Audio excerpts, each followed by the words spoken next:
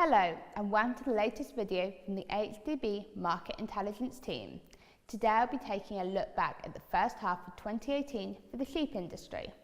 The first 6 months of the year have certainly proved to be interesting. In February, farm gate prices began to rally, with the GB Old Season Deadweight SQQ reaching a record-breaking height in the week ending 14th of April. It stood at over 600 pence per kilogram. Since then, prices have cooled somewhat, but they have also remained well above year earlier levels. GB was not the first country to record a price rally, with prices on the global market beginning to rally back in January 2017. For many, the price rally was unexpected.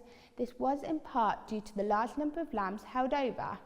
However, trade conditions tightened the market, which I'll talk more about later, followed by lower numbers of new season lambs coming forwards at the auction markets. In the first 5 months of the year, the number of new season lambs recorded at GB auction markets declined by over 30% on year earlier levels. The HDB forecast includes a decline in the lamb crop by as much as 6%. This would be equivalent to over 1 million head, although the actual size of the lamb crop won't be known until the autumn, when DEFRA released the June survey results. Some industry reports imply the decline could even be larger than the forecast. Total UK lamb slaughterings in the first 5 months of the year stood at 4.9 million head, a similar number to year earlier levels, which implies the number of hoggets being slaughtered has increased significantly on the year earlier levels. This was expected by many. As mentioned, GB lamb prices have trended well above year earlier levels for several months now. The weaker position of the sterling on the global market has also offered some upwards pressure to farm gate prices. The effect of the strength or weakness of the sterling, especially against the euro, should not be underestimated.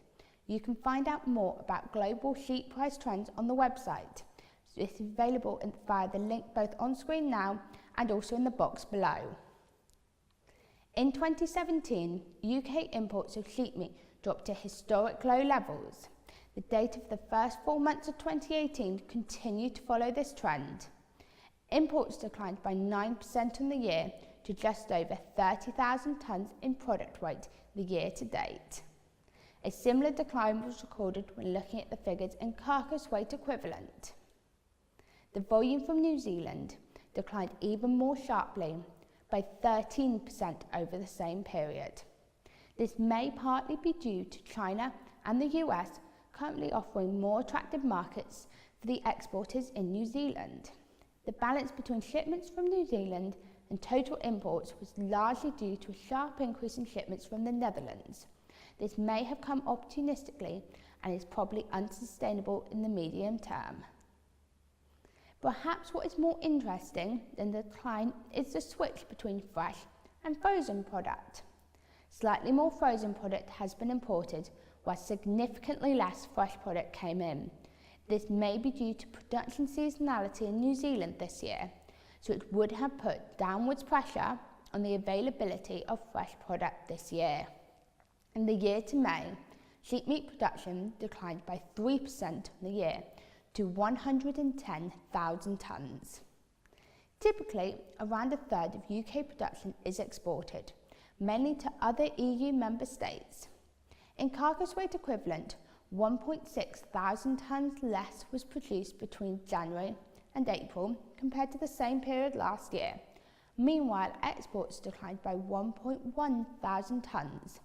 This helps to demonstrate the close relationship between production and exports. Looking forwards, the lamb forecast is to be smaller, which will continue to put production and exports under pressure.